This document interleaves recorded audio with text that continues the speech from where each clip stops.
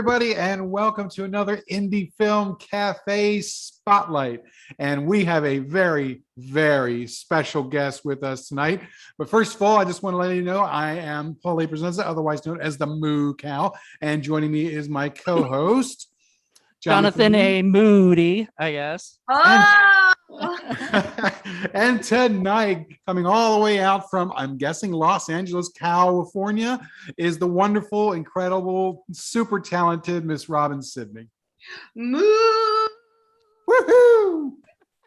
It's a moo moment. I love it. Oh, how is it going, Miss Robin? How are you? It's a movement. It's a movement.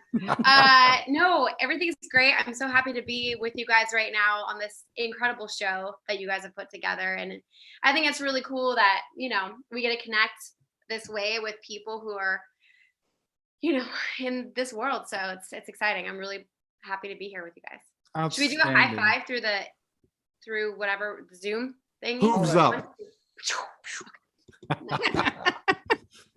All right.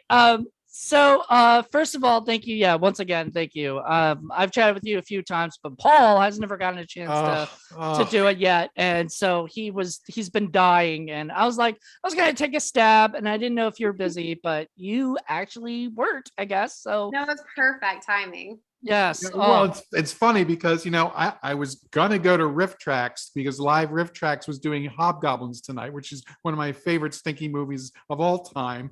I just bought this house. I have no furniture. I have a futon and 2 boxes. That's what I'm sitting on right now. So I don't even have a light. So I'm like, this is not the time for me to be getting involved in this stuff. But then he said Robin Sidney. I'm like, that's it.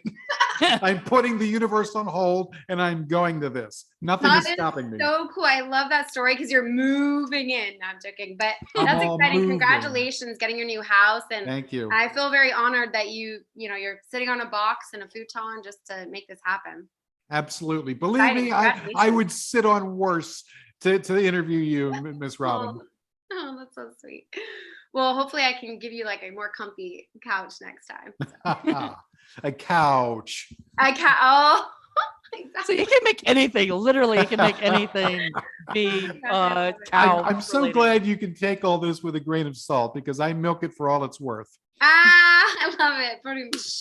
Exactly. Well, I mean, with you being at full moon, I mean, oh God. Full moon. Oh.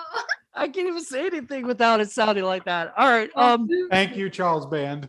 Yeah, the best. Yeah. So with you being there, I'm not gonna say it because I'm just like right now, I'm all like thinking about is cow shit. Not cow shit, but cow stuff. Exactly.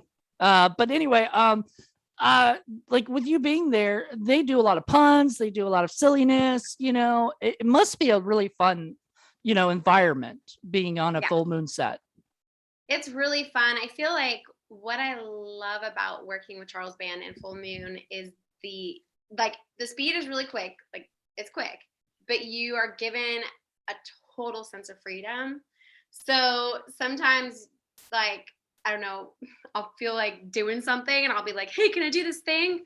Like sometimes it's super lame. And Charlie's like, when we're done filming everything else, then you can do this weird thing. And so like, I remember when we were doing Barbie and Kendra, Stay of the Tiger King, we really wanted to sing this song that we were like so into. And then that we made up. And then at the very end, he's like, okay, you can sing that song. That was so bad. It obviously didn't make it anywhere, like not even past like anything. But it was just so fun. And I think that that's like the freedom, allowing yourself to play and given the opportunity to play in an environment where you're filming really quick is, I think, so fun. Well, I hope those get a DVD release, and I hope that they get like a little Easter egg of that song so that we can hear it. We would love it. It was like meow meow. It was like something about like, I wish she was here with me right now, but it was like meow meow meow. Like no, it's horrible. I will literally. I think it should be on the outtakes. I agree. But we did get do an interview with John Rinke from what is the show? I'm forgetting it. The Tiger King. The Tiger King. Yeah. Okay.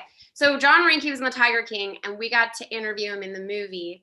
And there is a longer interview which actually was filmed on my computer that I'm on right now with you. It was actually a movie camera. Nice. And so there's a longer take. I think that they ended up releasing that, but yeah, that'd be so fun. I should be like, you should release that bad song.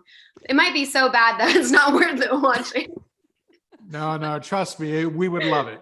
Yeah. Like meow, meow, meow, meow, meow. I don't know. It's something weird. Well, anything I'm sure would be fun just to see you guys Sure. having. And I am not surprised at all. I mean, literally, you were like came on my radar with Ginger Dead Man. Aww. When I saw you in that film, right then and there, I knew you were someone special. I mean, A, you were drop dead gorgeous. B, I was so invested in your character and in her welfare. I just was like, wow, this is someone I have to keep an eye on. And I've been trying to catch all the movies that you've been in, and it just blows my mind. Why are you not a superstar? You have it all. I mean, and then I went and read it. It turns out you've been acting since you were 8 years old. Yeah. My goodness. So talk to us a little bit about that, please. Yeah. So I grew up in Boulder, Colorado, which is like hippie town. And there's this thing called the Peanut Butter Players, which is this professional children's theater group. And actually, a lot of people have started there. Like, I don't know if you know Sutton Foster, she's on Broadway, but she was in that. And then like, I don't know, a bunch of different people. So that was a great place to start. We like serve lunch as like little kids to the people watching the play. And then so going to my high school was Jessica Biel. And so we went to her school with her family, and she went to LA a bunch for like pilot season and like different stuff. So when she moved to California, I was like, that's exactly what I want to do. And so I actually started doing film in Colorado when I was like 14. It's kind of when I started getting to it. And it was everything you could do. There was like educational videos, and like I did a lot of religious things. I played like Virgin Mary and like I did everything you could possibly do there. And I got close to like the What Women Want movie. I was like second choice for I forgot. Like, second choice? I can't imagine you being second choice in anything. Yeah, but that was like my first like big movie experience, and I was like, I gotta get to LA. So my mom grew up in LA, and her whole side of the family was here. So we came out to see my grandma, and I set up like agent meetings and manager meetings. Like I was like, we're on vacation, but I was going to set it up. And I got the manager, and I was like, Mom, now we have to move to LA. She's like, but you're in your senior year of high school. Like you need to graduate in Colorado. But I knew from Jessica Biel that I could like, get there. So I talked to my principal. I was like, hey, can I like move to California and then just do my classes online and still graduate at the school? And they're like, sure. And so great. I did. And I went to like prom, like a football game, and then, graduated. So Jessica Biel, actually, when we moved out here, she really helped to guide me, and her mom did too. So I was really grateful. Oh, that's great. That's great. Were you on an episode of Seventh Heaven at all? I wasn't, no. Okay. It would have been cool to see you in that, but I know that would have been super fun. Like I said, I've been watching just about everything I can of you, and you show a really remarkable range, especially when it comes to comedy. Comedy is not easy. Like you were saying, you have to be quick, you have to be right on top of things, you got to keep your beats, but you're really, really good at it, and it's just seeing someone who's got the total package like that is just amazing to me. I really appreciate it. Thank you so much. You're so nice. Well, absolutely. Do you have any like tricks that you do with comedy? Like, is there anything specific that you know that you do? Well, I feel like I'm just like a human being, and I feel like maybe I'm weird in my own self. So I just kind of like jump in it, and I try to let my brain like not think. Like I try to like, I'm just like in the moment. And then that's when I kind of get to like play. I don't know. I don't really have any tricks. It was actually really funny. Like, cause I know people have like certain, like the 3 whatevers. I have no idea what those 3 things are. I just kind of like myself, but there was the moment I was up for the soap opera. and I flew to New York, and there was like 5 of us, and it was actually funny because there was 3 of us that flew from LA, and we were all stuck in the elevator. So we're like, I guess we're not getting the part, but Aw. we totally got out. But then like, okay, so then we're at the screen test, and literally like the set was like being inside of a soap opera, like the soap, and then like I was like, I don't know which one's more soap opera, the real life or the on set life, but we had to do the screen test, and then they're talking about a soap opera stare. I had no idea what a soap opera stare is, so they're like, just stare, and it's just like the weirdest experience. I feel like the same things with comedy, like I don't know, like just kind of have fun, and I don't know, just try to get my brain out. Like I don't need to think anything, just play. It seems like you just have a lot of natural talent. I remember reading an interview where you talked about being in the Evil Bong movies, and that you didn't even know what a bong was. True.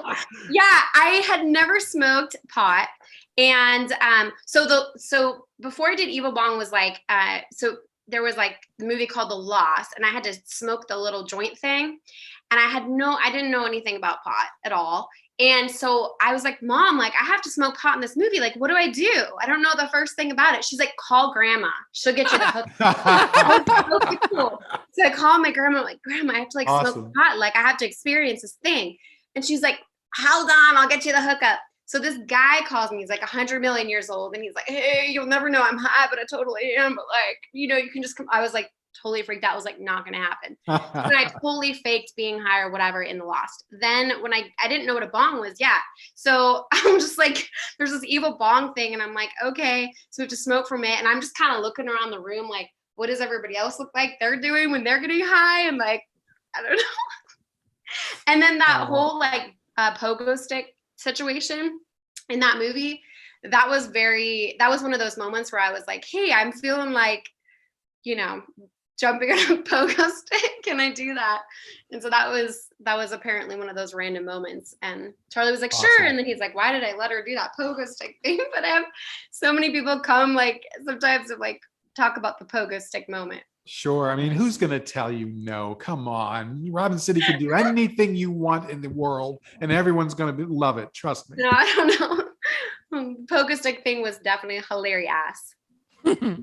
Well, that's cool. I also read somewhere that you had said that at some point you really wanted to play somebody who either was disabled or had some kind of real serious, either mental or physical disability that they have to overcome. This is true. That is. I'm wondering if you've had a chance to sort of do that. And if so, I mean, why are you not a leading lady in a movie like that? So I haven't completely had the opportunity to do that yet, which is still my dream and goal. I did do a movie called American Muscle where I got to like have some drug, like there were some drug kind of issues.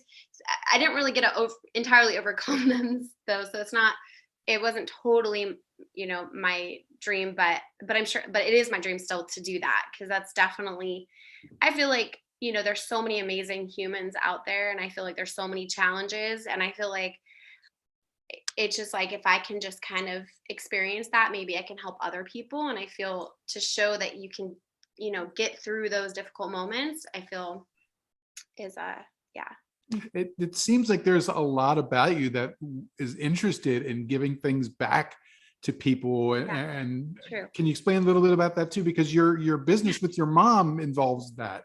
Yeah, you're so right. Yeah, I love giving back. I feel like that almost is like makes me happier than anything always. Like, and I feel like acting is so much about that too. It kind of captures things people can watch later. But yeah, even growing up, like we got allowance. We got like, I forgot, like $2 or whatever, something. And we would keep $1 and we would save $1 and give it to charities. And and my sister and I remember we got enough money to buy a bunch of potatoes for the homeless. And we went, and this is when we're really young, and we got to bring these potatoes. It was like, I think Thanksgiving.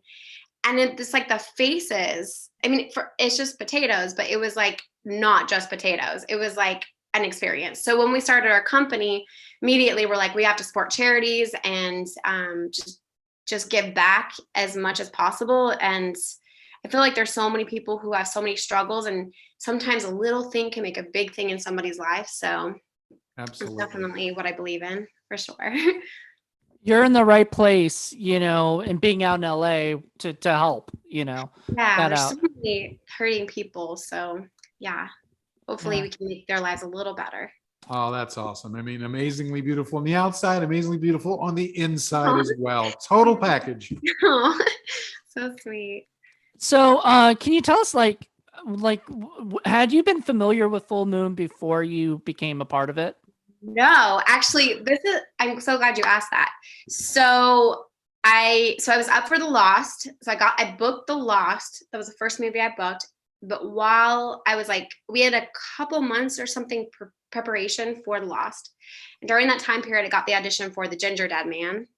And I'd never, ever heard of Full Moon before. And, or I've heard of the movies later, whatever, but I didn't know that it was Full Moon, if that makes sense. Mm. And so I was like, there's this ridiculous movie called The Ginger Dead Man. And I went to the audition, and it was actually, do you want me to tell you about the audition? It was kind of fun. Yes, please. So first of all, I get there, I had no idea I had to be a Southern person. I don't know why I didn't read the breakdowns, whatever, missed that. But the guy's like, oh yeah, the casting dude's like, if you want to do your Southern accent, that'd be great. I'm like, oh, okay, sure.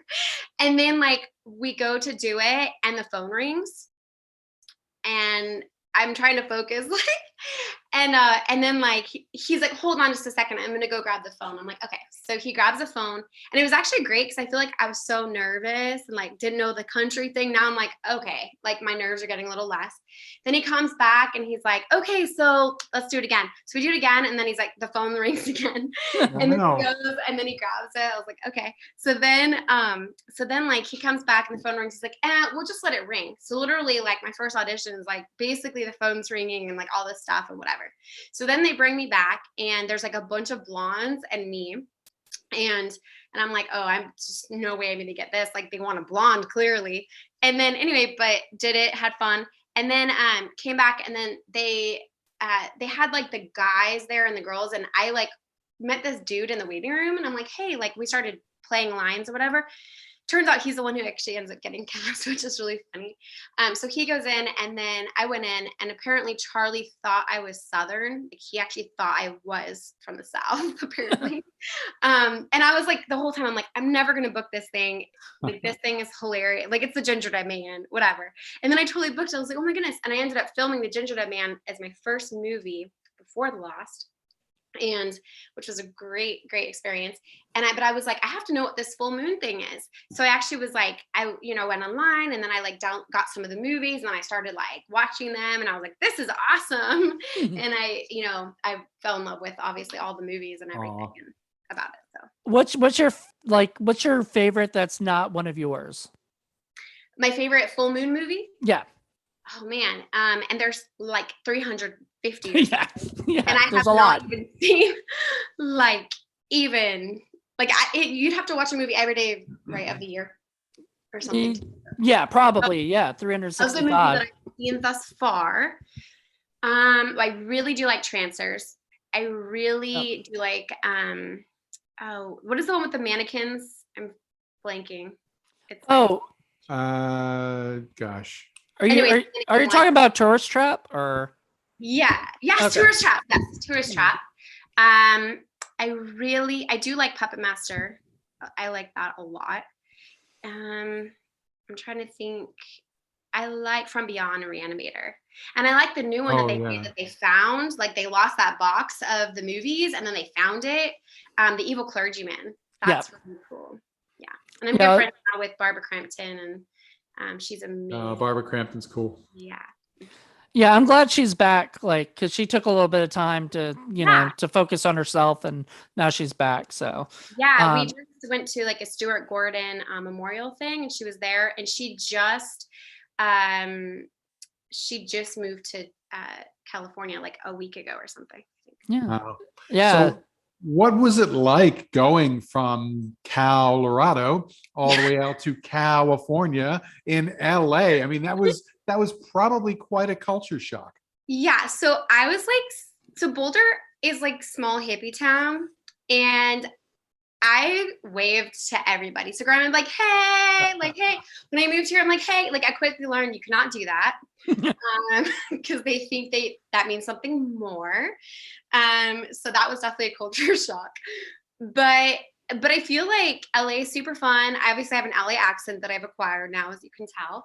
And I feel like so in Boulder, I'm like a hippie. And then in California, I'm like a valley girl. So I feel like I'm a hippie valley girl. Nice. I've actually been to Boulder. I was there for 3 days. I got to hang out near the Flatirons, and I went to the Celestial Seasonings warehouse tour that everybody goes to, Yeah. And you got your nose like filled with the awesome mint.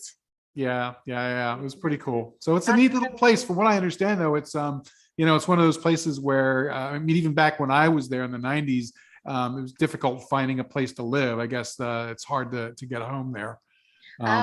You mean just because like everybody's already living there? And Yeah. Probably, because everybody stays there. Yeah. Right. It was a great place to grow up. I feel like it's a little bit more stuck up hippie now. So like I went there after being here, go back because my dad lives in Colorado still, and there was a million recycling bins. And I was like, I don't even know like where'd I put my stuff? Like I was trying to figure out which recycling bin to put. So it was almost like also a culture shock going back. I mean, like, Right. Well, it's one of the good things that blue thing. What are all these other recyclings? Well, I was going to say one of the good things is that you're going from a place that has a lot of natural beauty to LA, which is surrounded by a lot of natural beauty too. I had never been to LA until I went with Moody cross country and helped him move out there, and that was pretty cool. I didn't really get a chance to explore it, but at least when I was around in Boulder, I did get up to Estes Park, and I got to see Rocky Mountain National State Park and all that. So it's a beautiful area. Yeah. But LA's got a lot of nice places too. Do you get to go out and do any hiking, or do you get to explore? Yeah, like my mom is a big hiker, so we'll go sometimes like hiking and stuff like that. Yeah, we did go to the Grand Canyon, and it was like pouring rain, and we got trapped in the rain, and there was like waterfalls, and we're just like our clothes were drenched, and we finally made it to the top. We were so happy. But yeah, no, hiking is definitely, I love being outdoors, obviously. Yeah. It's a part of my life. My roommate and I would go like hiking down in like San Gabriel where we're living, and area in Pasadena. And then we went to what's the Runyon? Runyon Canyon, yeah. Yeah. So I mean, there's a lot of great hiking spots. In Virginia, there's really not that many, sadly. So it's they're in the western part of the state. They're not so much where we're at. Yeah, there's not as many as there are some where we're at, but it's not nearly as beautiful or whatever. But in the western states, they're part of the state. We got the history. We don't have the natural resources so much. Yeah. Which is okay. It's beautiful. Yeah. So, I think Charlie Band actually had a house that's the backyard was like right by Runyon. Like his nice. Exit of his backyard is like he would enter into Runyon Canyon. Nice. That's way cool. It's funny because when we were there, Moody and I, especially me, I'm not the kind of person that is much interested in like celebrities and going to seeing their houses and stuff like that. We went out there and we're like, okay, let's see where Ed Wood used to live. Let's see where Criswell used to live, Ray Dennis Steckler, people like that. I tracked down where they did a shot of Rat Finka Boo Boo, one of my favorite movies. That's the kind of stuff that I really got into. I could care less about the celebrities. That's so cool. I love that. Well, except you. Except you, the celebrity. She's more than a celebrity. She is an actor. She is an actual talented actor, and that I appreciate. She's an artist, and that's a big difference, especially out in LA. And I'm sure you've run into it a lot too, because there are people who, frankly, are out there just because of the way they look. The level of talent they have is not nearly as good. And it's just nice and refreshing to see someone who's an actual artist. Oh, thank you. That's so sweet of you. I appreciate it. Sure. So let me ask you. So we talked a little bit about, your audition with Ginger Dead Man. Yeah. What was it like to work with Gary Busey? OMG times a million. That was the craziest day of my life. Literally. Just one day too. One day. One day. That's all it takes. One very long, memorable day. So obviously, as we just spoke, I came from Boulder. I am an innocent. This was not long after I came from Boulder, like a few years. And so my mom came with me to set, and we did hear in the morning, Charlie Band and the crew basically sat us down, was like, Gary Busey's gonna come. He's got a reputation. Like, just be careful. Like, all this kind of stuff. Just gave us a speech. Gary came and immediately decided he did not like the script at all. And we had already pretty much filmed the movie. So if so he doesn't like the script. So he's gonna like make up all the words. And he also needed his teardrops. And he was just like a little, frazzled. And so I was so grateful that all I had to do was be scared of him. If I had to be in love with him, it would be like the hardest day of my life. But I didn't even have to act at all that day. Like, there was zero acting involved. I was so scared. And so first, he does his takes, whatever, and, gets it out of the way. And then it's lunchtime. And basically what they want to do is film all his stuff. So just in case he ran away, they'd at least get it on camera. And so lunch. And so I'm walking with my mom, and Gary's like, hey, I want you to come in my trailer. And so I pretended like, blinders. I was like, I didn't hear anything. And so then my mom and I are walking, and then he's like, hey, like, I want you to come in my trailer. And then it was like tug of war. Like, he's pulling me in the trailer. My mom's pulling me out like this. And he's like, I'm going to report you to the director and the producer. And I knew, because they had prepped us, that like I was going to be fine if that happened. So basically the director comes, Charlie comes, and he's like, so I walk up into the trailer, and then Gary walks up, and then Charlie's walking up the stairs, and Gary pushes Charlie down the stairs and locks the trailer door. Oh, and I'm inside with Gary, and I'm freaking out, and I literally like have my like arms like this, like ready for battle.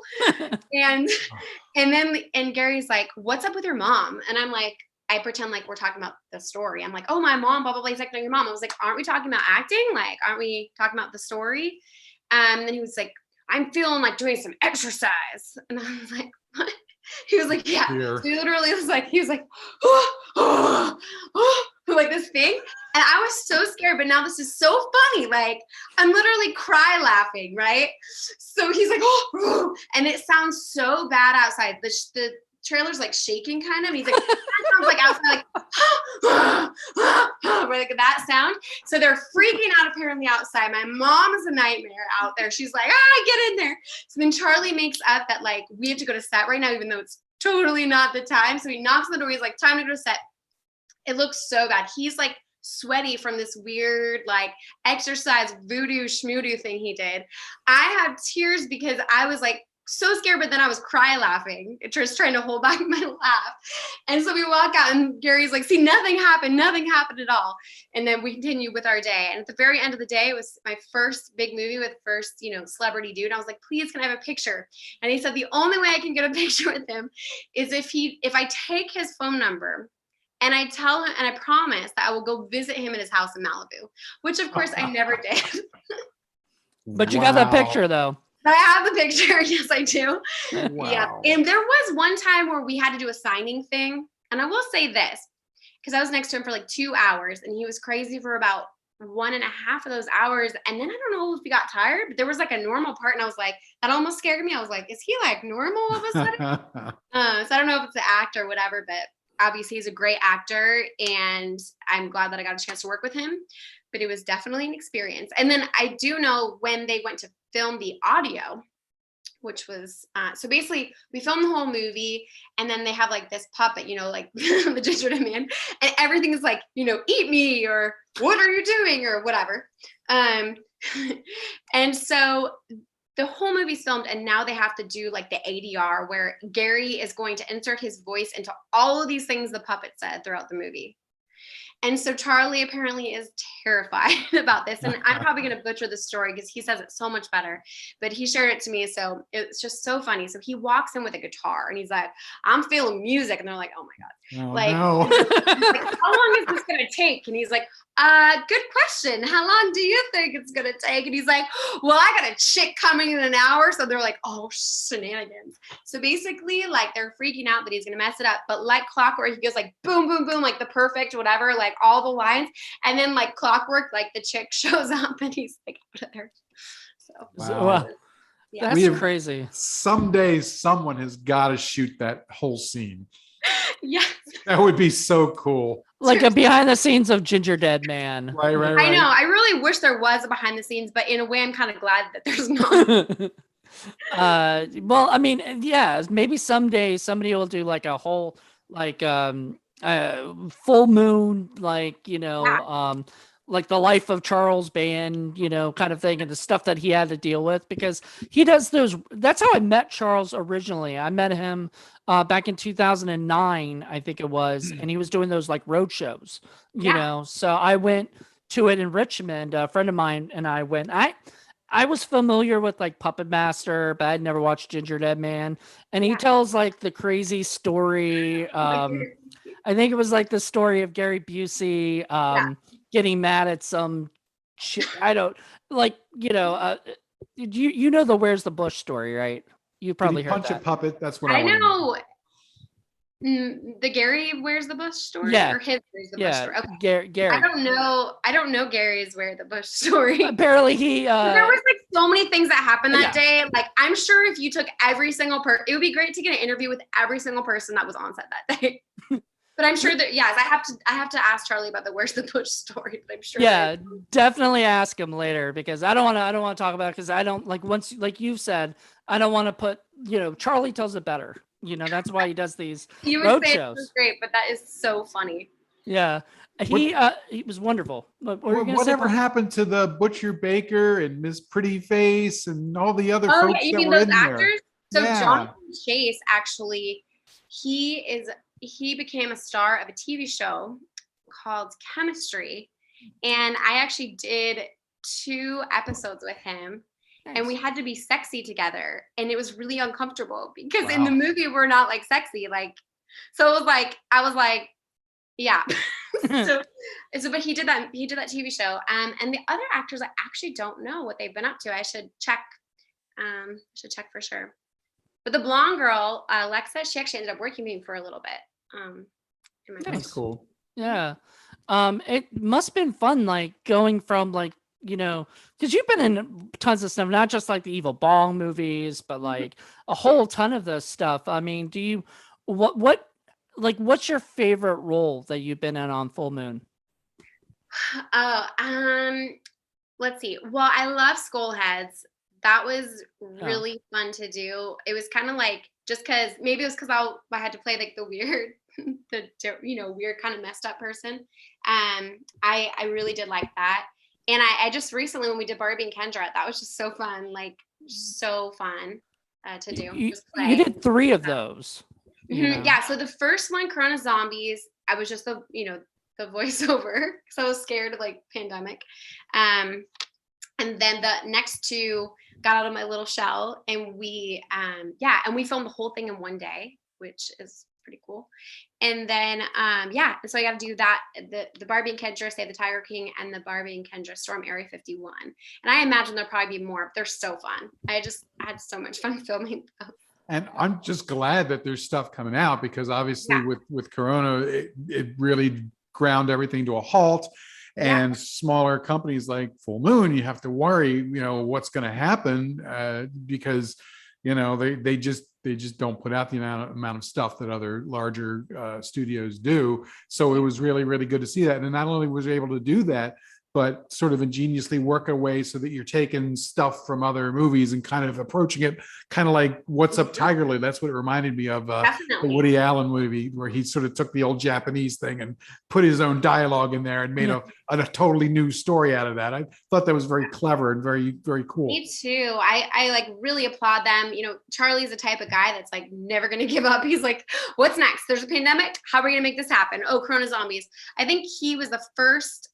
He's the first pandemic movie like made, obviously the start of the quarantine. They were, because I remember that when that came out, I was shocked, it was fast. It was so fast. Yeah. I know, it's just, yeah, he's so on top of it. And we got nominated for the best movie made during the quarantine. We actually won for that movie, the best movie made during quarantine. And there was an award show because of the pandemic.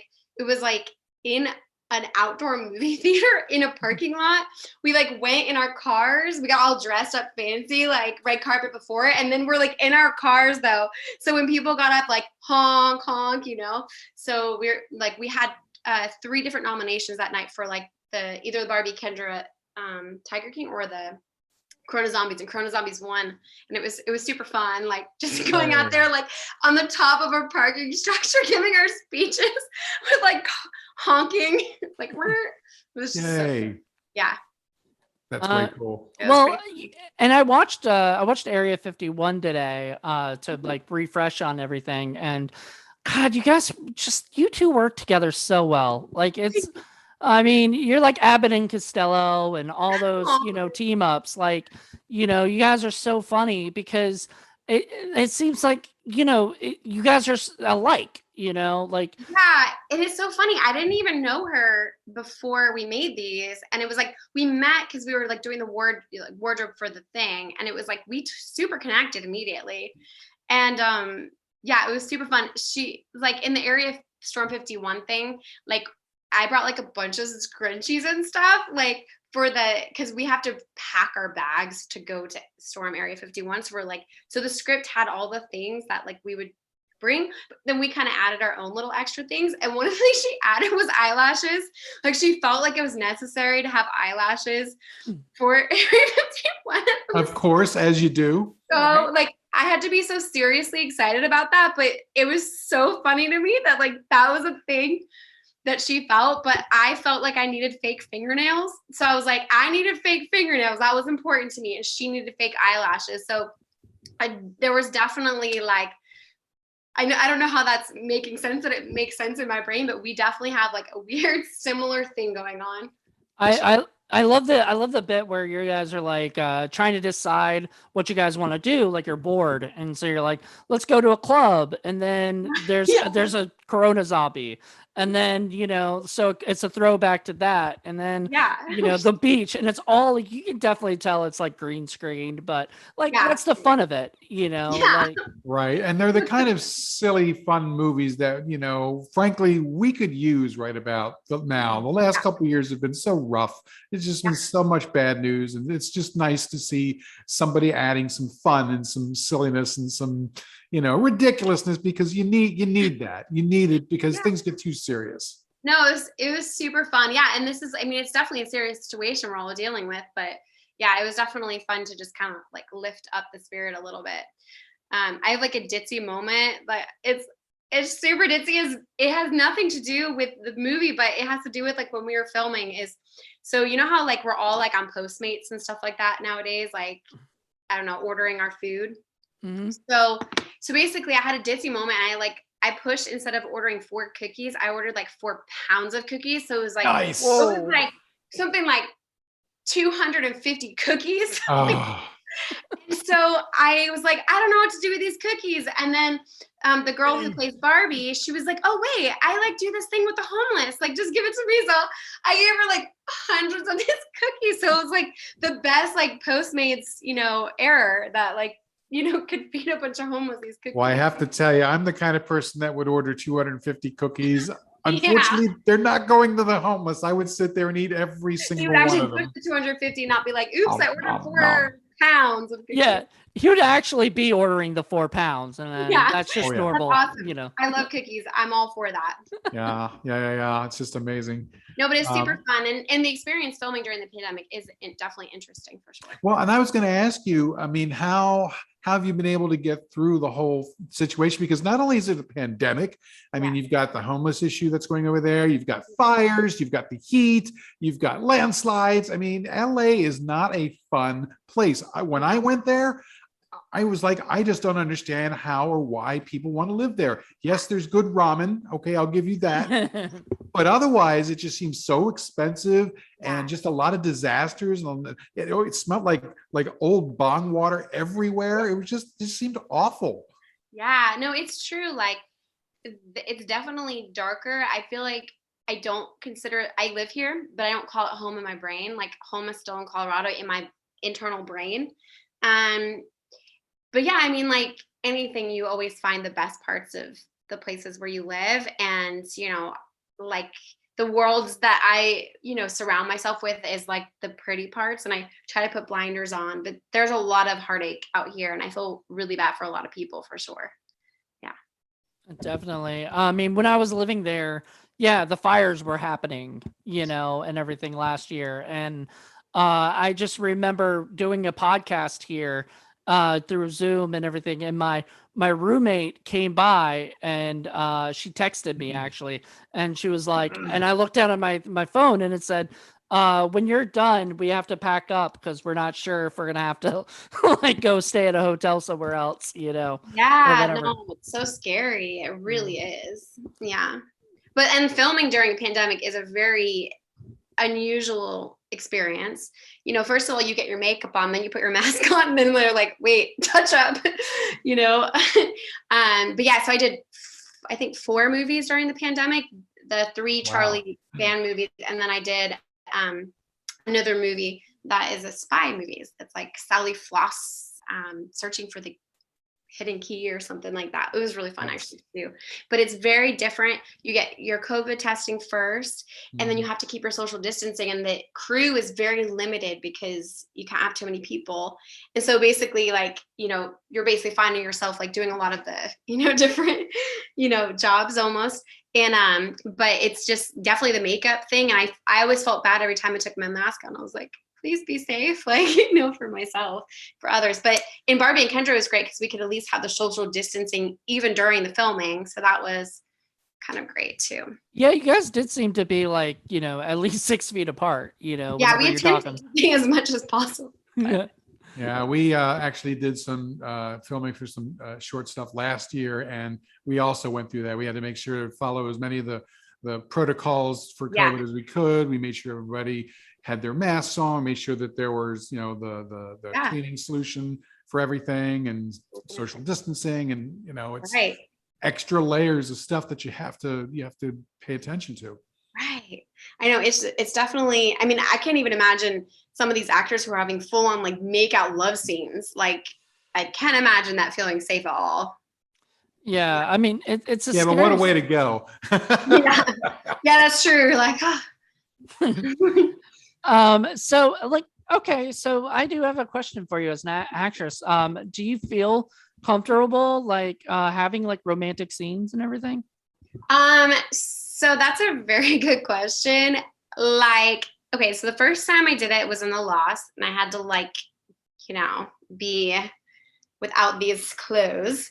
And I was so scared that like literally every day I had to take off my clothes like in front of a mirror and just like prepare myself for like just what it would feel like to not have clothes. Like, I know it sounds really weird. I do take my clothes off regularly, but just in the mindset of the movie.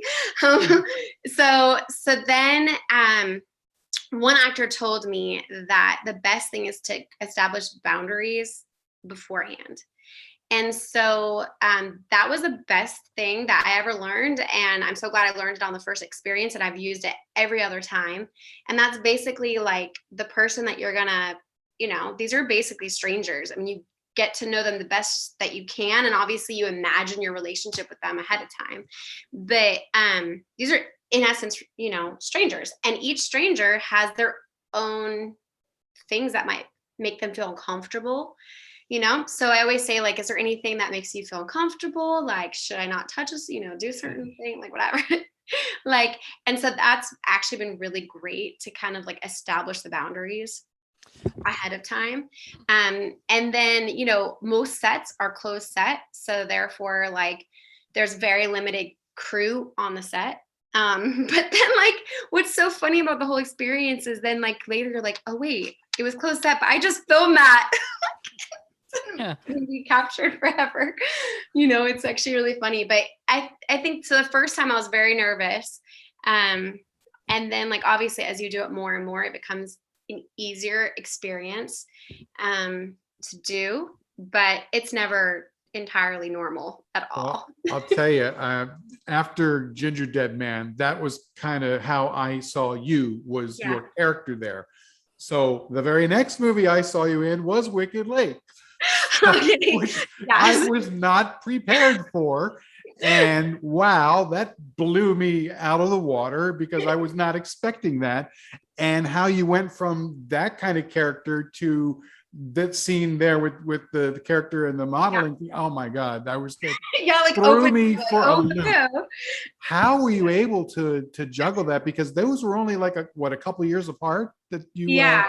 Yeah, and the Lost was only 1 week apart. So like the Lost was the first movie I like, you know. But yeah, no, I don't know. It's it's one of those experiences. The Wicked Lake, I literally remember though, it's actually pretty funny.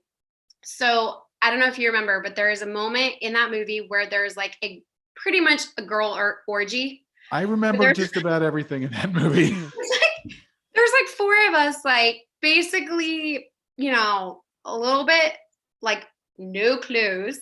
And we're basically, you know, doing this seance.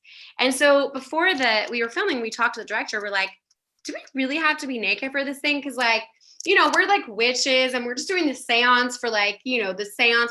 He's like, no, like, and he totally turned it into story. He's like, it's the most important thing because the moon and like, I forgot exactly what he said, but he was basically convincing us that it was extremely necessary that we did not have any clothes on during the basically where we were doing our seance, which is in essence a girl orgy.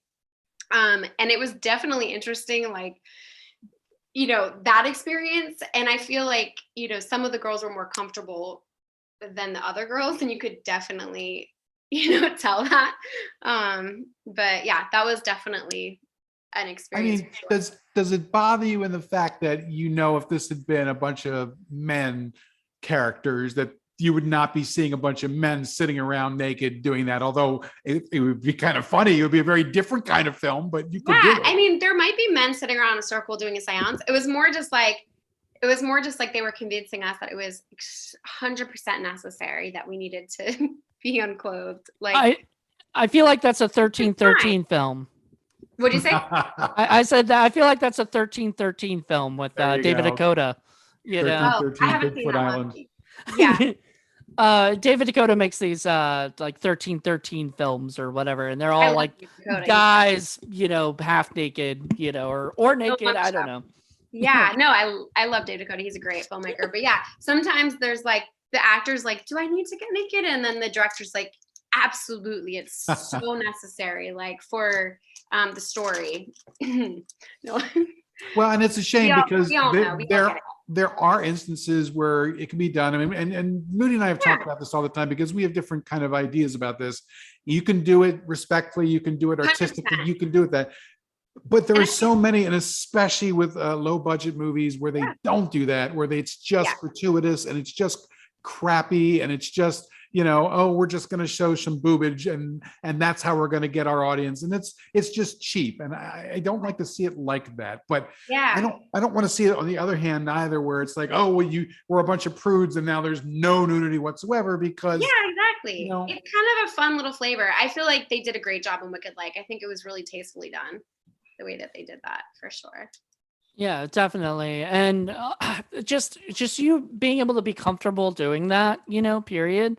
I mean, that's amazing because some people just don't feel comfortable doing it, and that's fine, you know. Yeah, I mean, at first I was not. It was actually funny when I filmed Gingerbread Man. I told Charlie that I was going to do this movie where I had to play a badass, and he was like, "No," he's like, "No offense, but like you could never play a badass." And I was I would love to see you as a badass. I was like, but I totally can play a badass. And then like he saw the movie obviously, and he was like, whoa, you're right. Like you can play a badass. So I see other ones in your future, other badass characters in your future at Full Moon. Charlie's Angel. That'll be fun. Well, I'll tell you what, I'm going to put my writer's cap on, and I am going to write you a screenplay where you get to play the character who overcomes a disability in order to triumph. It's going to happen. I'm going to write it. I don't know what it's going to be, but it'll happen. Well, I would absolutely love to do that. That sounds like so exciting. Fabulous. You should be the leading lady in a lot more movies. Oh, thank you. No, it's so fun. That would be super fun. Definitely. And do you feel like playing, do you like being the leading lady, or do you like playing supporting better, or do you not have a preference? I feel like leading or supporting, to me, like it doesn't matter. It's about the story. Like what, what am I doing right now? Like, am I in love? Like, am I, trying to save somebody? Am I, mining for gold? I don't know, like whatever it is, like it's the story. So even if it's a small little teeny little part, it could be the most fun experience because that particular moment is really exciting. So it's more like for me story driven versus like, having more of the story or less of the story, I guess. Well, let me ask this question. Like, have you ever turned down a role because you just either didn't like the script or just wasn't something that you wanted to do? Yeah, there was this one, it was one of those things where I feel so bad about it. Like I feel so guilty that I turned it down, but like I kind of had to. So it was a TV show, and it's actually going to be a good part, and it was super badass. And I was really excited to do it. But then I like ended up getting the full like script, and the sexual parts of it, like it's not obviously I don't do any porno, like I do not, but it almost like was too close to that, like in my mind, what they were going to have my character do. So I did talk with them, and I asked them if there was any way to like not do all these, like very dark sexual things. And it was, very necessary for them. And, I was almost like going to do it because I was like, I really liked the part, but that was a part I didn't like. And my manager at the time was basically like, this is not, do not do this. So that was, I did turn that show down because of that, because it would be too exposed basically. Out there. Did you ever watch the show? Obviously, I never ended up watching that show. No, okay. But I'm sure it was amazing. Like it was a great script. I loved the character. Like I loved the character. It was just a little too much. Like it was a little too much of that. Like too dark. And I've done a lot, so I'll go there. But it was just like it was a little too much. Well, let me ask you this: in addition to acting, are there other avenues that you ever wanted to pursue? Maybe writing or directing, producing, singing, dancing, wearing a cow suit? Wearing a cow suit? 100%. I would totally have to moo around the block. Yeah. So I did try to do a second AD for like a moment on one of Charlie's films, actually. I'm not very good at that. So I like to be nice. I would probably at some point direct something. I probably want to do something like that. I have a lot of ideas, so I could come up with an idea for a script, but I don't know if I can like write it. Like I like coming up with ideas. Like you'd be like the story person. Yeah, right? like I'm always like, oh, there could be this crazy thing happening. Like, I'm kind of the same way. So I love like that. I did a little bit of casting stuff, which is actually really fun being on the other side, but like I'm sure I could just wear a lot of hats. I think it'd be fun to try something all different parts and just learn and just be like, okay, I'm gonna be a lighting guy. The boom person, I probably wouldn't be so great because I feel like my arm after like a minute would be like start shaking and that would be in the shot.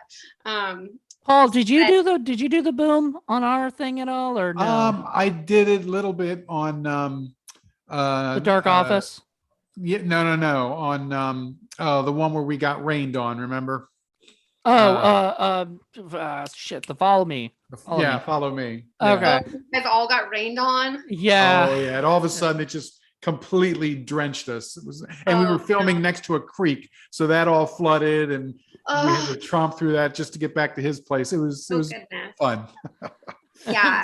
I'm sure that was so fun when you got your clothes on. And I had my camera out there because I was taking stills. I was doing photography at the time. Yeah. So yeah, it was like extra stuff going on. It was crazy. Wow, that is so crazy. That sounds so crazy. Yeah, like sometimes the weather can be like, what? Yeah, we were filming like when we did the Lost, there was one night we went out, I was supposed to skinny dip in this lake, and that's how the scene was originally written. And it was going to be so cold though that night. Like it was so cold. So my manager actually was super nice, and he came out to make sure that I was safe. And we got like a some like a person, a swimming person. I forgot what their job title is, but like somebody to make sure we're not going to drown in this water. We had like wetsuits, and basically the guy went in and he was like, "You cannot enter this water. It's too cold. Like if you enter, you will probably like have a heart attack or something." So we ended up rewriting the scene, and we filmed it like on the ground right by the lake.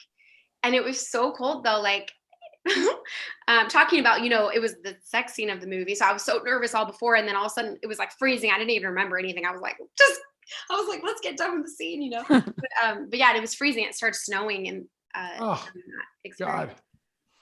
Dang, man. That's the crazy thing about being an actor is having to, and I've done this too, like, and even Paul's been an actor in my stuff. And it's just like, you have to pretend to be warm when it's freaking cold outside, or you have to pretend to be cold when it's warm outside, either way. That's true. Yeah. And sometimes like if it's freezing, you're like shaking, you're like, like you're like, like you're just trying to like stop your body from shaking but it's like natural. And you're like, It's just weird, the whole acting process, because I'm a newbie. I have a whole other completely different career. This stuff is all sort of my hobby. So Jonathan's been nice enough to allow me to go in and do some acting here and there. And the only reason I can feel comfortable doing it is because I just don't really care. I can act like an idiot and fail, and it doesn't really matter. I will be the guy who gets in a cow onesie and does a stupid dance in front of everybody because I don't care. He's going to. I love it. I want Absolutely. On the other hand, I freak out because I have trouble memorizing lines. And if I can't memorize the lines, it really, really drives me crazy. So usually if you see me on set, I'm down there trying to memorize my lines so I don't blow it and ruin it for everybody else. And it really, really bugs me. So usually I'm like, Jonathan, can we kind of like cut some of my lines? I'm like the only actor I know that's like wants less lines in the movie.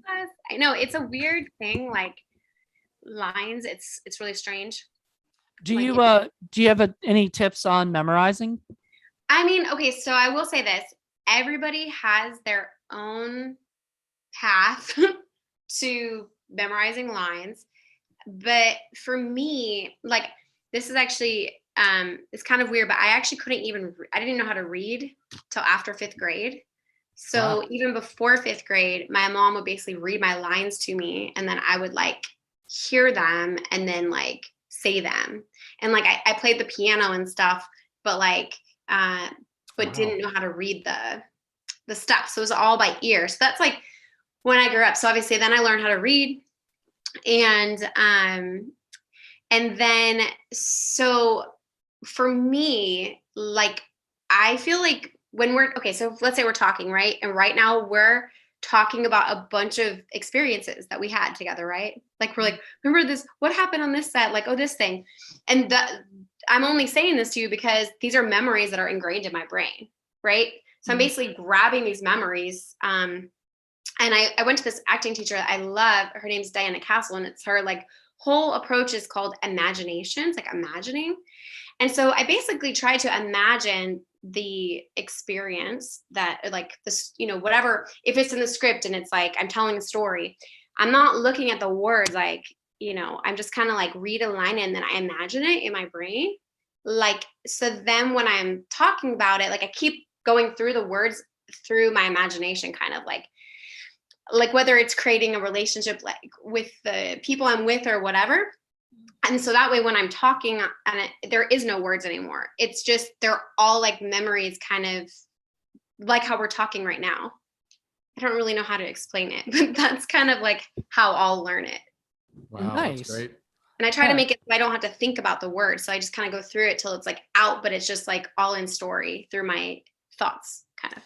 So how much do you do that with? Like, do you do that all the way up to when you're about to like, start going? Yeah. So even after, like, once I feel comfortable that I don't need to look at the words anymore, then I just keep deepening my imagination. And so even like when we're filming, sometimes like I'll be thinking about, let's say it's like my mom, I don't know. I don't really know what the story would be. Let's say like my mom and I went to coffee and we had this horrible fight at coffee. Let's just say and I'm going to go and I'm going to tell somebody that happened. So then I might be thinking about like, oh my gosh, this horrible experience I had with my mom's coffee. but also the relationship I have with this person I'm going to talk to is like also relationships. So let's say they're the ones who I want to marry, or, you know, like, I don't know, I'm just making this up, but like, that means that if the closer I get to that person, the further away I have to get from this experience that I had. So it's like you create the story that happened. And what a lot of people say is the brain actually has a root. So where most people have a, like, let's say a really terrible thing that happened to them as a child, it often, everything stems from that moment in your adulthood. So when I'm acting, oftentimes, like if I have a fight with somebody, I try to imagine like where that actually started from, like from my childhood. So it's like kind of like it stemmed from a long time ago, not just like right now that I'm having this fight that I'm upset about, like that, you know, I don't know. So You're my dipping car ran out of into- gas. It has nothing to do with that. It has to do with the fact that like when I was a kid and we ran out of gas and there was this horrible thing that happened. So I just kind of invent something so that it's deeper from like a long time ago. Right. You're dipping into a well of emotions that you've been filling up from the time that you were born, and you just go in there and pull out what you need when you need it. Yeah, exactly. And then sometimes I'll use my personal life. Like sometimes if I am in a scene and I have to tap into like emotions really quick and I'm not feeling it, I'll go into my own, like it's kind of not a great trick, but it's like I'll just go into my own like shit, and then like I'll have at least the feelings, and then I'll live it in the story. But my favorite is to just try to be able to dive in somebody else's world for a second and just live in it. That's cool, because you've been with enough different directors to see that they're all different. I mean, some of them want you to have the lines memorized and have it exactly as it is on a page. Mhm. Others are more like, well, it can be close. It can be, you can ad lib, you know, you can be a little loosey goosey about it. And you never know what that's going to be like until you're on set with that person, what they're going to want from you. Yeah. Well, and sometimes like, let's say that you have a brain fart, you know, which it happens. There's brain farts. That's why there's take two, right? But there's usually a script person. So let's say that the exact words are very important. Sometimes let's say you get one word wrong, like, cause acting is not about the words, and it should never be about the word. Cause it's not. Like, we don't watch a movie to watch the words at all. We watch a movie to watch the story. But sometimes if there is somebody, you know, some of the bigger networks, you know, the words are very important, but there's usually a script supervisor there, and then they're reading off the words. But even there's some actors like, I'm forgetting his name. They'll have like the words written around the set. Oh, Literally. wow. What is that guy's name? He works all the time and I'm forgetting his name. Are you talking about Eric Roberts? Thank you. Yes. I just worked with them on The Asylum, and I know exactly what you're talking about. Yeah. And even like, I think in his contract, he is required to have like big cue cards with like his words written so he can read it. So I was a production assistant as well, sort of. Like I ended up becoming an actor more, you know, or whatever. But I saw my boss, you know, the lead production assistant guy, writing out on his big cue cards. And you watch that movie and you can't tell at all. You cannot tell, no. And like, you know, some other actors, you know, they'll have like a mug and they'll be like just drinking the mug, but the lines are actually on it. That's interesting. See, I think a lot of that is kind of a throwback to before the digital era, because back when you were shooting on film, it cost money to have to reshoot and reshoot and reshoot because of all the cost of the film, the cost of developing it, etc. Now with digital, it doesn't cost anything other than time, which, you know, it's going to cost you for a big studio, but not so much for a minor one usually, or for an independent, because they're not usually renting out big expensive studios. So you can be a little looser with that sort of thing. Yeah, for sure. But I mean, you know, certain actors like Eric Roberts, for example, he has his lines written there. So I feel like everybody has their own experience.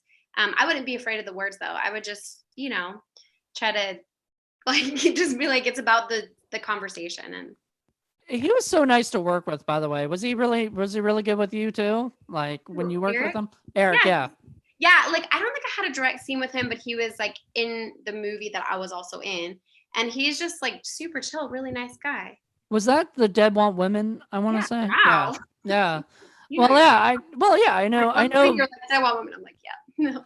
I think, it's funny because that you're part of the era of Full Moon that I really enjoy because of like, they got to a point because, right now they've gotten to the point where they're making movies because they enjoy making movies.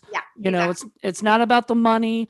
It's not about whatever. I mean, it's about the fact that they want content that people can enjoy. And right now that's where they're really like, I can tell that's where they're at. It's so exciting. And they got that house in Cleveland. I heard about that. Yeah. I actually went to the filming of Baby Oopsie just to kind of like check it out. I can't wait for that. I don't know if you guys have seen that movie yet. It is so dying to see it. good. I am obsessed with it. I've watched it twice already, but I've watched the trailer like 10 times. But it was it's a coolest house. It's like this massive like haunted mansion house thing. And basically they're just like painting different rooms and turning it in. I think Charlie is going to film the next one. I forgot the name of it. Something Rose Parish or something. He's leaving. I think they're filming it next week. Oh, So I think they're going to gear up a lot. So back in the day, I mean, I don't know how much because you do talk to Charles a lot, and everything. So I'm sure like a ton more information than we do. Period. You guys might know more information than I do. I don't know. But was it? He used to have a castle back in like Romania, and so this new place. All my friends. I think I interviewed you back in. Like a few years ago with my friend Dustin Hubbard, and he's obsessed with he's obsessed with he always tags you in everything. No, he's so nice. He's cool. But yeah, he's obsessed with Full Moon more than I am, and probably more than Paul is. I find that hard to believe, but yes. Yeah. And he what is it? He was talking to me about the house and the fact that basically I think this house is becoming like the new Castle Romania, basically, where they're just going to redecorate all this house to make it look a little different each time, but it's basically going to be the same set. Yeah, exactly. 100%. And That's it's such awesome. Like it's super, super cool. Yeah. So let me ask you this, Robin. Charles is famous for having toys of all his puppets, for having toys for all the movies. Please, please, please, dear God, tell me that there is a small little Robin Sidney doll out there someplace. There has to be. There absolutely has to be. That is so funny. I don't think so. Oh, there needs to be. That would be so awesome. There's not like a Sara Lee, bobblehead or something. Seriously. I think so. I mean, I played faux baddie, but Victoria, she is the real baddie. And so there was a clown made of her, and I played her faux self. So I can't take credit for that doll because it's actually her doll. But that would be the closest to any doll that I have, is where I pretended to be like her in the movie. Well, bummer, because But no, I don't have like a Robin Sidney doll as of yet. We need a Robin Sidney doll. That would be so cool. Oh, be like, Charlie. Yeah, call him up. Call him up. Call him up. All the fans want it. That's what they're so craving for. There you go. That would be so cool. So what? Like a crazy monster to do that, I guess. What have you been up to lately? Like, I mean, you're doing the Barbie and Kendra stuff. Are you still doing that, or are you doing other things? There may be future Barbie and Kendras. I did just get a script. I haven't read it yet. I'm so excited. So there may be, it's one of those things where with acting, you just don't know, like, what's going to be your next thing? You just kind of like take it. You're like, okay, cool. But yeah. So I can't wait to read the script. I haven't read it yet. So I may do that project, which we'll see. And there's like a vampire one that pre-pandemic, they asked me to do like film in France. So we'll see if that actually comes to fruition. I could see you as a vampire. Yeah. And it's actually cool. Cause like I want there to be only good people. And so I want to kill all the bad people by sucking their blood. So I basically am like a good vampire kind of killing the bad people. It's kind of interesting. Taking up the trash. Really cool script. But yeah, so we'll see. But I don't know. So yeah, I can't wait to read this script, and I don't know when it's going to film yet, but that's awesome. We'll see. It's just an adventure, right? That's what life's about. It's just like, what are you going to do next? I don't know. Let's find out. Right. What about the Zorbits Yeah. line of stuff? How much of that do you design or make Yeah. or So get involved with? yeah, my mom and I started the company like 16 years ago. And yeah, and so I love designing. Like it's one of my favorite things. My dad's whole side of the family are basically scientists and inventors. And so it's kind of like in my brain. So and yeah, I've designed a lot of them. My mom has designed a lot. We have people in our office team that have designed, or sometimes people will come to us with ideas and we'll give them credit for it. And yeah, it's really fun. It's a great, I love designing and selling is like, I love it. So it's really great when I'm not acting to have that to kind of like, play with. Oh, that's cool. Have you ever done anything like a cow bracelet or a cow scrunchie or a cow necklace or Well, little beads in the shape of cows? I have one cow bracelet, so I have to find it. Maybe I'll try to send it to you. Oh my Yes, God. that would be We so no longer awesome. have it in our line, but we definitely had it in the past. It may be a little girly, but maybe I can macho it up. Oh yeah, Maybe no, I it'd can be do cool. a special. You wouldn't care if it's girly because you would No, I still don't. wear it. Yeah, but we have to do more cow stuff. I don't know why we haven't Yes. really explored it. Maybe you have inspired my mind now. That would be super moveless if you did more cow stuff. Yeah. Nice. Is there anything like, okay, you said this stuff about you wanting to do like more, you want to do more dramatic roles, like where you're like overcoming stuff. Is there any other character, any kind of thing that you like would love to play that you I just haven't? love being a badass like a lot. Like, I mean, obviously not too sexy badass, but I love being badass. So like totally like the Charlie the Angels kind of like, you know, like badass. I think that would be really cool. Like, or like, yeah, that kind of stuff I think would be really fun. Yeah, definitely. We could see you as a Charlie's Angel, Yeah, for like Charlie sure. the Angel, Do definitely. you do your own stunts? So far I've done my own stunts. I've never had like a stunt person. So, but I've never really had any crazy stunts. Like so I don't know, but I'm sure I would do most of my own stunts unless there was something that like people are like, you're probably going to break all your arms and muscles. Like, so I may not do that, but I may have like a stunt double for that. But yeah, I do a lot of like I've never had a stunt person. So just as far as your approach to acting now, as opposed to when you first got into it, how much of that has Like changed? so much. Like when I first started, I was very method. And so that meant that I would like try to have the world that I was in be like, even when it was action and not action, which is like was a little too much. And I think I've definitely learned that I don't need that anymore. Like I can jump straight into the world. Like sometimes I need like maybe 5 minutes or something, but I can jump in the world. I don't need to stay in the world. I remember when I first did The Lost, like Mark Center, he played with me in that movie. And like I was method, but he was even more method. And even his voice message, he changed his name to his character.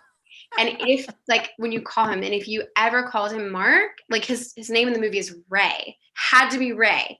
He would be so angry with you if you did not call him Ray for the entire filming of the movie. Wow. Yeah.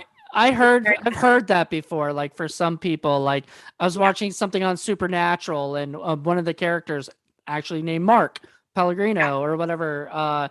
He had he was in character when somebody came up to say, "Hello, hi, I'm your," and he was supposed to play Lucifer, and he looked up to him and it goes, yeah, yeah. So yeah, I had to do like when I first started, like it was like that for me, kind of. I would be in my little world, but then now because obviously I'm more practiced and whatever, like I can kind of jump into the world and the conversations a lot quicker and easier and not have to like be this weird human. And like I remember, this is super weird, but I did ER and I like in or was it CSI? It was either ER or CSI. I don't remember which one. But basically, we got in this car accident in the movie, and like my legs had an issue.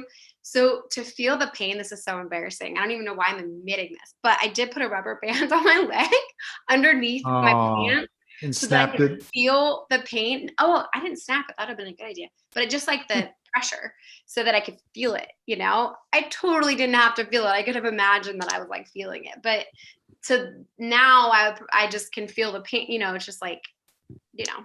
Was there a reason why you were method before? Like, did you just like being method? Like, I don't know. I mean, I went to a million acting, like, I don't know. I don't know why. Like, it's just what I did.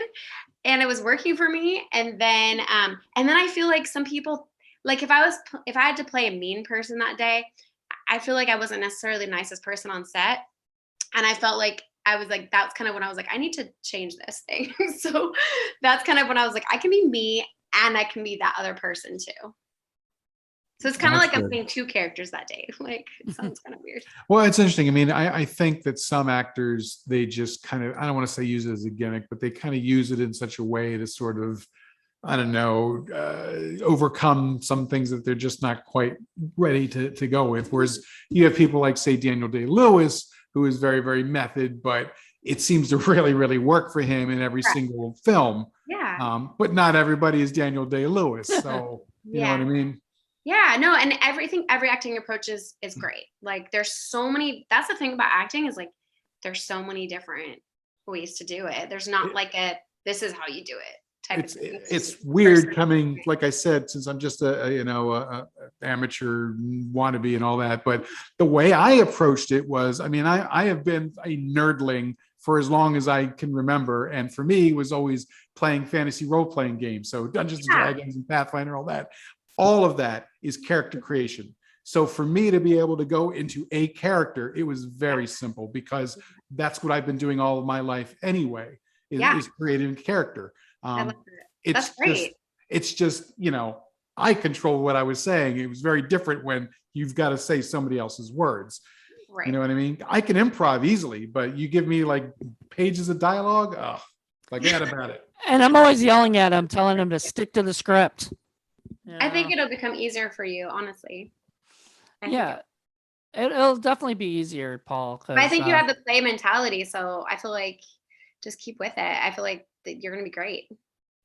We'll see. The words are difficult, but I feel like if you don't think they're difficult and you just kind of like just be like try to put them in your brain so then it can be improv in your mind, but through the script, I feel like you'll get there.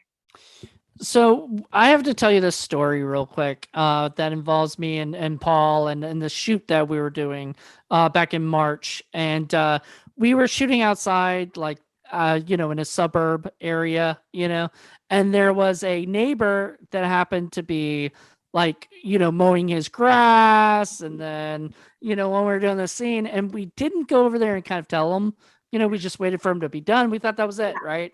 So he's almost done with mowing his grass, whatever. Then, of course, he starts, doing some more stuff that makes noise, and oh no, so one after another another. No, it took us 4 hours, to get what should have taken like an hour to get done. Oh goodness, that's a nightmare. Have you ever had anything crazy like that happen on any of your sets? Yeah. So, well, definitely like trains and planes, and like there's always like noise kind of stuff like. But what you guys are describing is a very unique situation. But I don't know why this is totally unrelated, but it reminds me of this moment when we were filming The Gingerbread Man, and we were filming super late. So at a certain hour, things get funny, and the movie is very serious. But at a certain point, I started realizing that we're scared about a cookie. It's really funny all of a sudden. And so like, I remember there's this scene that like, he was just like, something about inside a cookie. And when he would say it, like we'd be so serious, but we would laugh so hard. And we got this super giggles that we couldn't stop laughing. And finally, Charlie literally let us laugh. It was like a half an hour of us literally laughing and trying to get our cool. We finally got past the scene, but I'll never forget that moment. Yeah, like we wasted like a good 30 minutes of like basically just laughing, just trying to, but yeah, like noise and stuff. I mean, all that stuff, sometimes I'll have to do it in post. Like you'll go in later and you'll have to redo your scenes because there was so much noise during the filming that you just have to redo the sound. And that's definitely difficult. Did you ever think that you could just pick up the cookie and just like break them in half, you know, or whatever? Like, Or No, bite but 'em. there was this one time where like we're sneaking around the corner and we're trying to be scared, and then like Charlie basically, because a lot of times you don't see the puppet. It's like Charlie being like or like having his hands or something like that. And so we're like sneaking around and like whatever, and then Charlie like threw a cup at my foot, I heard and I about got the so cup. scared. I was like, and I literally had nightmares while we were filming. No Aw. joke. I had nightmares of the gingerbread man in my real sleep. oh, during dang. Wow. And talk about method though. Like, I you know, know, it was a little too much, but you guys are wonderful. And I probably yeah. have to go pretty soon, but Okay. Well, we'll wrap it up, but thank you so much. I'm Like, so grateful for you guys. It was so Oh fun. yeah, this I was feel a like just dream hanging come out true for me. together. And like, yeah. you know. I wish we could have like met up, you know, when we were out in LA, but like Yeah, things well, were, next time you're out here, oh, I'm definitely coming back out as soon as I can, you it'll know. be so fun. I missed it, but you know, well, we'll see, because you know, right now you guys are still having a lot of problems out Yeah, it's there, gonna and be a it's little bit, Come unfortunately. vacation to Virginia. It's real nice. Yeah, I should. We have I cows should. out here. Yeah, I gotta move over there. No. come on out and we'll put you in a movie, and then Join you the know. herd. Yeah. No, it'll All be so right. fun. You guys are awesome, and congratulations on everything you guys are doing. I'm so proud of you guys. So Oh, Yes, thank so you. thank exciting. you. Just We're proud of everything. you too. Like You guys are everything you're doing. entrepreneurs for sure. Thank you. Thank you. We Outstanding. love it. So Or thank no, you so much. entrepreneurs. Entrepreneurs. Oh man, that's Nice, you know, nice. I love how we started that way, we ended that way. That's Right, awesome. exactly. The whole herd enjoyed that one. Okay. Well, it is such a pleasure. You guys are fantastic. It was really fun. Thank you very, Yes, very much. thank you so much. And we'll definitely we'll probably be seeing you, and maybe one day we'll work with you. You know? Yeah, no, that would be super fun. I would enjoy that thoroughly. Okay. Yay. All right. Well, everybody have a great time, and thank you guys, and check us next month for another episode.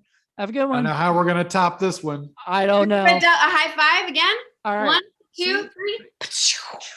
Boom. There you go. Bye, and good Bye. luck with your move. Your move. Thanks. All right. All right. Have a good one. Bye, guys. Bye.